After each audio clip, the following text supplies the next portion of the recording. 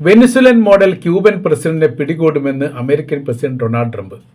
തങ്ങളുടെ അടുത്ത ലക്ഷ്യം ക്യൂബയാണെന്നും ക്യൂബയുടെ പ്രസിഡന്റിന്റെ കാലാവധി അവസാനിച്ചിട്ടുണ്ട് എന്നുള്ളതും തീർച്ചയായിട്ടും വെനിസുലൻ പ്രസിഡന്റിനുണ്ടായിരിക്കുന്ന അതേ അവസ്ഥ തന്നെയാണ് ക്യൂബൻ പ്രസിഡന്റിനെയും കാത്തിരിക്കുന്നത് എന്ന തരത്തിൽ ഡൊണാൾഡ് ട്രംപ് സോഷ്യൽ ട്രൂത്തിൽ അയാളുടെ നിലപാട് പങ്കുവച്ചു.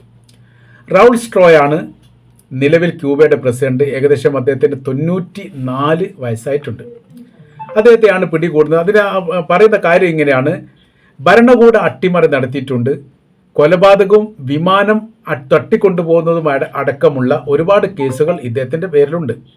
സിവിലിയൻ വിമാനത്തെ വെടിവെച്ച് വീഴ്ത്തി എന്ന ഒരു കേസ് 1996 കുറ്റം ചുമത്തി അമേരിക്കയുടെ ഫെഡറൽ കോടതിയിൽ വിചാരണ നടത്തുകയും ചെയ്യുന്നു.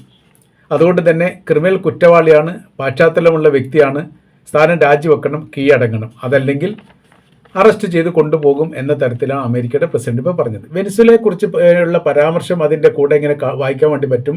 വെനിസുല പ്രസിഡന്റായിരുന്ന നിക്കോളാസ് മഡൂറോ കഴിഞ്ഞ മാസം 2026 ജനുവരി 3 കാരക്കാസിൽ നിന്ന് പിടികൂടി കൊണ്ടുപോകുന്നത്.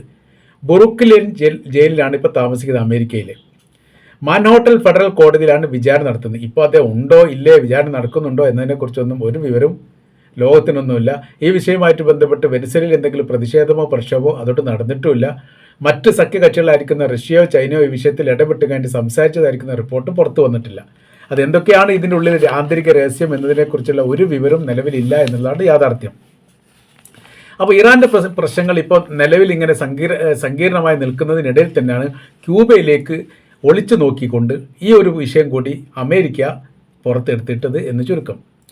ഭരണകൂട അട്ടിമറിയുമായിട്ട് ബന്ധപ്പെട്ട കാര്യത്തെക്കുറിച്ചാണ് കഠിനമായ രീതിയിൽ അയാളെ ശിക്ഷക്കറിയാൻ എന്നുള്ളത് ആവർത്തിച്ചുകൊണ്ട് ട്രംപ് പറയുന്നത്. നമുക്ക് ക്യൂബയുടെ ചരിത്രങ്ങളൊന്ന് നോക്കാം. 1959 ക്യൂബയിൽ വിപ്ലവം നടക്കുന്നത്. അതിനുശേഷം ഫിഡൽ കാസ്ട്രോ ആണ് കമ്മ്യൂണിസ്റ്റ് സർക്കാർ അവിടെ രൂപീകരിക്കുന്നത്. ഈ കാലം എന്ന് പറയുന്ന ശീതകാല യുഗമായിരുന്നു അമേരിക്കയും സോവിയറ്റ് യൂണിയനും തമ്മിൽ. ഈ കാലത്ത് ക്യൂബ അമേരിക്കയുടെ എതിരാളിയായി ഓട്ടോമാറ്റിക്കായിട്ട് മാറി. കാരണം കമ്മ്യൂണിസ്റ്റ് സർക്കാരാണ്, റഷ്യയെ പൂർണ്ണമായിട്ട്, സോവിയറ്റ് യൂണിയനെ പൂർണ്ണമായിട്ട് പിന്തുണക്കുന്ന സർക്കാരാണ്. അങ്ങോട്ടും ഇങ്ങോട്ടൊക്കെ വലിയ രീതിയിലുള്ള ബന്ധങ്ങളുണ്ട്, സൈനിക കൈമാറ്റങ്ങൾ നടത്തിയിട്ടുണ്ട്, ആയുധ കൈമാറ്റങ്ങൾ നടന്നിട്ടുണ്ട് എന്നൊക്കെ അന്ന് തന്നെ ആരോപണം ഉണ്ടായതാണ്. ഈ ബന്ധം തുടരുന്നതിനോട് അമേരിക്കയ്ക്ക് വിയോജിപ്പായിരുന്നു. 1962 ക്യൂബൻ മിസൈൽ ക്രൈസിസുമായി ബന്ധപ്പെട്ട് സോവിയറ്റ് യൂണിയൻ്റെ ആണവ മിസൈലുകൾ ക്യൂബയിൽ സ്ഥാപിച്ചതുമായിട്ട് ബന്ധപ്പെട്ട് വലിയ പ്രശ്നങ്ങളുണ്ടായിരുന്നു. അത് ഒഴിവാക്കണമെന്നൊക്കെ പറഞ്ഞിരുന്നു. പക്ഷേ സംരക്ഷണം നൽകുന്നത് സോവിയറ്റ് യൂണിയൻ ആണ് എന്നതിനാൽ തീർച്ചയായിട്ടും നിങ്ങളെക്കാണ് അവരാണ് വിശ്വസിക്കുക എന്നാണ് കമ്മ്യൂണിസ്റ്റ് ക്യൂബ അന്ന് അമേരിക്കയോട് പറഞ്ഞിരിക്കുന്ന മറുപടി. വലതുപക്ഷ ചിന്താധാര ഞങ്ങൾക്കില്ല, ഇടതുപക്ഷ ആശയത്തോടൊപ്പം, അതായത് കമ്മ്യൂണിസ്റ്റ് ആശയത്തോടൊപ്പം ചേർന്ന് നിൽക്കുകയാണ്, നിങ്ങളാണ് ഇല്ലാതാവേണ്ടത്, ഞങ്ങളല്ല എന്നൊക്കെ പറഞ്ഞിട്ട് ഫിഡൽ കാസ്ട്രോ എല്ലാ കാലത്തും ഫൈറ്റിംഗ് ചെയ്തിട്ടുണ്ട് ഈ അമേരിക്കയുമായിട്ട്. ആ കാലത്ത് തന്നെ ക്യൂബയിൽ അമേരിക്ക ഈ വിഷയമായിട്ട് പറയുന്ന കാര്യം ഇങ്ങനെയാണ്: നിലവിൽ വർത്തമാന കാലത്തെക്കുറിച്ചും നമ്മൾ കൃത്യമായ രീതിയിൽ അറിയാൻ മനസ്സിലാക്കുകയും ചെയ്യേണ്ടതുണ്ട്. എല്ലാവർക്കും സ്വതന്ത്രമായ രീതിയിൽ നിലപാടെടുക്കാനും അഭിപ്രായം പറയാനും ഭരണാധികാരികളെ തിരഞ്ഞെടുക്കാനും സ്വാതന്ത്ര്യമുള്ളൊരു ലോകമാണ്. അവിടെ കുടുസായ രീതിയിലാണ് ഇവരുടെ ഭാഗത്തോളം നിലപാടുകൾ ഉണ്ടാവേണ്ടത്. ഇവരുടെ എന്ന് പറഞ്ഞാൽ ക്യൂബയിൽ രാഷ്ട്രീയ സ്വാതന്ത്ര്യം ഇല്ല, അത് പരിമിതമാണ് എന്ന് പറയുന്നു. കുറവാണെന്നും പരിമിതമാണെന്നും ഇല്ലയെന്നും 3 രീതിയിൽ തന്നെ അയാൾ പരാമർശിക്കുന്നുണ്ട്. പ്രതിപക്ഷത്തെ അടിച്ചമർത്തുന്ന രീതിയിലുള്ള നിലപാടാണ് പല ഘട്ടങ്ങളിലും ക്യൂബയിൽ ഉണ്ടാവാറുള്ളത്. അതുകൊണ്ട് തന്നെ ഭരണകൂട ഭീകരതയോ ഭരണകൂടവുമായിട്ട് ബന്ധപ്പെട്ട വിഷയങ്ങളോ ലോകം അറിയാതെ പോകുന്നു. അത് തെറ്റായിരിക്കുന്ന ഒരു കീഴ്വഴക്കമാണ്. ഒരു രാജ്യത്ത് പ്രതിപക്ഷം ഉണ്ടാവണം, ഭരണവിരുദ്ധ തരംഗങ്ങൾ ഉണ്ടാവണം, സംസാരിക്കുന്ന ആളുകൾ ഉണ്ടാവണം. ആ സമീപനം ക്യൂബയിലില്ല. അതുകൊണ്ട് അവർക്ക് ഭരണകൂടമായിട്ട് നിലനിൽക്കാൻ പറ്റില്ല എന്നുള്ളതാണ്. അമേരിക്കയുടെ സാമ്പത്തിക ഉപരോധം അന്ന് മുതൽ തന്നെ 1962 ഏകദേശം ആ കാലഘട്ടത്തിൽ തന്നെ ക്യൂബക്കെതിരെ ഉണ്ട്. അതിനെ അതിജീവിച്ച രാജ്യമാണ് യഥാർത്ഥത്തിൽ ക്യൂബ എന്ന് പറഞ്ഞാൽ. ഇറാനെ പോലെ തന്നെ 1961 US ക്യൂബൻ വിമതരെ വെച്ചിട്ട് ആ രാജ്യം അട്ടിമറിക്കാനുള്ള ശ്രമം നടത്തിയിരുന്നു. അഥവാ ഈ അമേരിക്കയിൽ ക്യൂബൻ പൗരന്മാരുണ്ട്. അതൊരു വിമതപക്ഷമായിട്ടാണ് അമേരിക്ക കൊണ്ടു നടക്കുന്നത്. അവർക്ക് എല്ലാവിധ സഹായ കാര്യങ്ങളും സൈനികപരമായിരിക്കുന്ന കാര്യങ്ങളൊക്കെ അമേരിക്ക അവിടെ ചെയ്തു കൊടുക്കുക. ഇതിന് മുമ്പ് തന്നെ ക്യൂബ ആരോപിച്ചതാണ്. ഏതുപോലെ അൽഖ്വയ്ദ എന്ന് പറയുന്ന തീവ്രവാദ സംഘത്തെ വളർത്തിയെടുത്തത് അമേരിക്കയാണ്. അത് സോവിയറ്റ് യൂണിയനിൽ അന്നത്തെ അഫ്ഗാനിസ്ഥാൻ സ്വാതന്ത്ര്യവുമായിട്ട് ബന്ധപ്പെട്ട കാര്യത്തിന് വേണ്ടിയിട്ട് സോവിയറ്റ് യൂണിയന് നേരെ ആക്രമണം നടത്താൻ വേണ്ടിയിട്ടാണ് ഈ വിഭാഗത്തെ സംഘടിപ്പിച്ചത്, ഏകോപിപ്പിച്ചത്, വലിയൊരു സൈനിക പ്രാക്ടിക്കൽ നൽകി. പിന്നെ ഒടുവിൽ അവരെന്തായി അമേരിക്കക്കെതിരായി തിരിഞ്ഞു എന്നുള്ള മറ്റൊരു വശം. സമാനമായ രീതിയിൽ ക്യൂബൻ പൗരന്മാർ അമേരിക്കയിലുള്ളവരെ ഏകോപിപ്പിച്ചുകൊണ്ട് ഒരു വിമതപക്ഷത്തെ സൃഷ്ടിക്കുകയും 1961 ഈ ക്യൂബൻ ഭരണം അട്ടിമറിക്കാൻ വേണ്ടിയിട്ട് ശ്രമം നടത്തുകയും ചെയ്തു. എന്നാൽ അതിനെ പ്രതിരോധിക്കാൻ വേണ്ടിയിട്ട് ക്യൂബ സർക്കാരിന് സാധിച്ചതോടെ അമേരിക്കയുടെ തന്ത്രങ്ങൾ പാളിപ്പോയി എന്നുള്ളതാണ്. അവിടുത്തെ ജനസംഖ്യ പറയുന്ന 1.5 കോടിയാണ്. 109 മില്യൺ ജനങ്ങളാണ്. ജനസംഖ്യ ആനുപാതികപരമായിട്ട് കുറവുള്ള രാജ്യം കൂടിയാണ് ക്യൂബ. ഈ രാഷ്ട്രീയ സംവിധാനങ്ങളൊക്കെ അവിടെ പ്രബലവും ശക്തവുമാണ്. പ്രതിപക്ഷം കുറവാണെങ്കിൽ പോലും മുതിർന്ന തലമുറയും സർക്കാർ സംവിധാനവും കമ്മ്യൂണിസ്റ്റ് നേതാക്കളും അതിൻ്റെ അനുഭാവികളും ഇപ്പോഴും സർക്കാരിന് പൂർണ്ണമായി പിന്തുണ നൽകുന്നു. എന്നാൽ യുവാക്കളിൽ നല്ലൊരു വിഭാഗം അല്ലെങ്കിൽ കുറഞ്ഞൊരു വിഭാഗമെങ്കിലും ഭരണകൂടത്തിൻ്റെ എല്ലാ നടപടിയോടും താല്പര്യം കാണിക്കാത്തവരാണ്.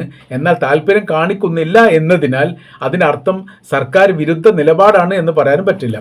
ഏറെക്കുറെ അവർ സ്വതന്ത്രമായിരിക്കുന്ന ചിന്താഗതിയാണ് കമ്മ്യൂണിസ്റ്റ് ഭരണം മാറണമെന്ന അഭിപ്രായമുണ്ട് എന്ന് പറഞ്ഞ ഒരു റിപ്പോർട്ടാണ് ആ കാര്യങ്ങളൊക്കെ രേഖപ്പെടുത്തുന്നത്.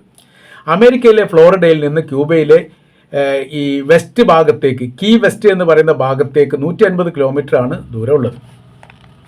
അടുത്തടുത്ത രാജ്യമാണ്, അടുത്തടുത്ത പ്രദേശമാണെന്ന് പറയാൻ വേണ്ടി പറ്റും. തലസ്ഥാനമായിരിക്കുന്ന ഹവാന മുതൽ മിയാമി വരെ ഏകദേശം 370 കിലോമീറ്ററാണ്. ഒരു മിസൈൽ കൊണ്ട് എത്താൻ പറ്റുന്ന കേസേ കാര്യങ്ങളുള്ളൂ എന്നുള്ളത്. സജീവ സൈനികർ 50,000 മുതൽ 60,000 വരെ ഈ പറയപ്പെട്ട ക്യൂബയിലുണ്ട്. സോവിയറ്റ് യൂണിയൻ്റെ കാലഘട്ടത്തിലും ഇപ്പോൾ പിന്നീട് റഷ്യ ആയിരുന്ന കാലഘട്ടത്തിലുമൊക്കെ ക്യൂബയ്ക്ക് വേണ്ടിയിട്ടുള്ള ആയുധങ്ങളും സംവിധാന കാര്യങ്ങളും എല്ലാം നൽകിക്കൊണ്ടിരിക്കുന്നത് സോവിയറ്റ് യൂണിയൻ തന്നെയാണ്. പിന്നീട് റഷ്യയായി, പിന്നീട് ഇപ്പോൾ ചൈനയുമായിട്ടും വലിയ ബന്ധങ്ങളുണ്ട്. ഈ കമ്മ്യൂണിസ്റ്റ് ലിങ്ക് ചേർക്കപ്പെട്ട രാജ്യങ്ങളായിട്ട് ക്യൂബ അറിയപ്പെടുന്നത്, അതായത് സോവിയറ്റ് യൂണിയനും ചൈന, ഈ കൊറിയ, ക്യൂബ, ഈ രാജ്യങ്ങളെല്ലാം ഏറെക്കുറെ കമ്മ്യൂണിസ്റ്റ് ആശയപരമായ രീതിയിൽ ഏകോപിപ്പിക്കുന്ന രാജ്യമാണ്. അതുകൊണ്ട് തന്നെ ഇവർക്ക് അങ്ങോട്ടും ഇങ്ങോട്ടൊക്കെ വലിയ രീതിയിലുള്ള ബന്ധകാര്യങ്ങളുണ്ട്. ഇവരെല്ലാവരും അമേരിക്കയുടെ ശത്രുവാണ് എന്നുള്ളതാണ് ഏറ്റവും വലിയ പ്രത്യേകത. എതിർക്കപ്പെടുന്ന സമയത്ത് അമേരിക്കയുടെ വലതുപക്ഷ ശത്രുതയെ എതിർക്കുന്നു എന്നുള്ളത് തീർച്ചയായിട്ടും അവർ സ്വീകരിച്ച് പോരുന്ന നിലപാടാണ്. ക്യൂബ എന്ന് പറയുന്ന സമയത്ത് ഒരു കരരാഷ്ട്രമല്ല, കടൽ രാഷ്ട്രമാണ്. എന്ന് വെച്ചാൽ പൂർണ്ണമായിരിക്കും ദ്വീപാണ്. കര അതിർത്തിയുമായിട്ട് ബന്ധപ്പെട്ട ഒരു രാജ്യവും ക്യൂബയ്ക്കില്ല. കരയെ അതിർത്തിയുമായിട്ട് ബന്ധമില്ല. കാരണം ഏകദേശം കടലിൻ്റെ മധ്യത്തിൽ എന്ന തരത്തിൽ ചുറ്റുഭാഗം ഈ കടലാണ്. നമ്മുടെ ശ്രീലങ്കനൊക്കെ പറയുന്ന പോലെയാണ് ഏകദേശം അതുള്ളത്.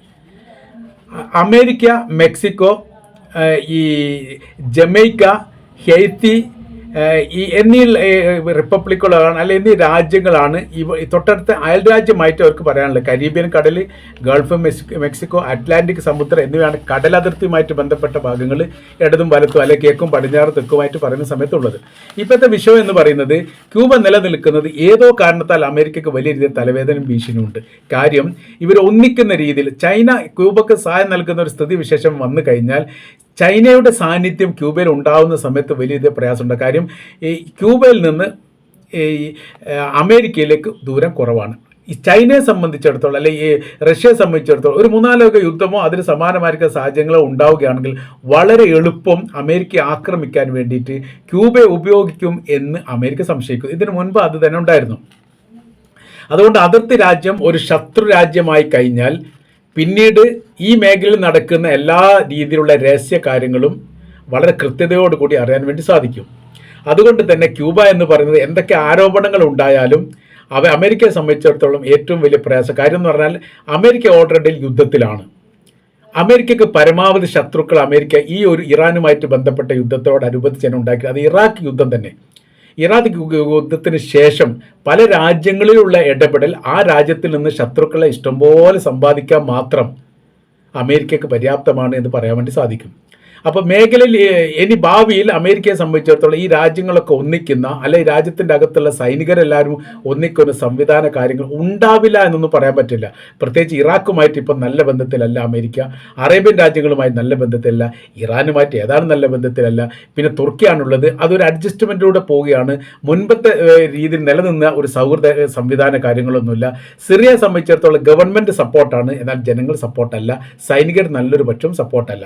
ഇതൊക്കെ കൃത്യമായ രീതിയിൽ അറിയാവുന്നതാണ്. ജോർദാനെ സംബന്ധിച്ചിടത്തോളം ഗവൺമെൻറ് 100% ഇറാന് അമേരിക്കയെ സപ്പോർട്ടാണ്. എന്നാൽ സൈനികരിൽ വലിയ ഒരു വിഭാഗം അമേരിക്കയുടെ നയങ്ങൾക്കെതിരാണ്. ജനങ്ങളെ ഒരു ഏകദേശം 80% എതിരാണ്. ഇങ്ങനെ രണ്ട് തലത്തിലും രണ്ട് രീതിയിലുമാണ് അവസ്ഥ പോകുന്നത്. അപ്പോൾ ക്യൂബയെ സംബന്ധിച്ചിടത്തോളം തൊട്ടടുത്ത അയൽരാജ്യം ശക്തമായ രീതിയിലുള്ള ഈ ശത്രു വിഭാഗത്തിന് കയറി നിരങ്ങാനുള്ള സൗകര്യ കാര്യങ്ങൾ ഒരുക്കി കൊടുക്കുന്നൊരു സ്ഥിതിയിലേക്ക് വരാനുള്ള സാധ്യത വളരെ കൂടുതലാണ്. അതുകൊണ്ട് കമ്മ്യൂണിസ്റ്റ് ഭരണത്തെ അട്ടിമറിച്ച് കഴിഞ്ഞാൽ പിന്നീട് വിമതപക്ഷം അവിടെ അധികാരത്തിൽ വന്നാൽ അമേരിക്കയെ സംബന്ധിച്ചിടത്തോളം അവർക്ക് ഇഷ്ടപ്പെടുന്ന രീതിയിലുള്ള ഭരണങ്ങൾ നടത്തും. അവരുടെ താല്പര്യങ്ങൾ അവിടെ അടിച്ചേൽപ്പിക്കാൻ വേണ്ടി സാധിക്കും.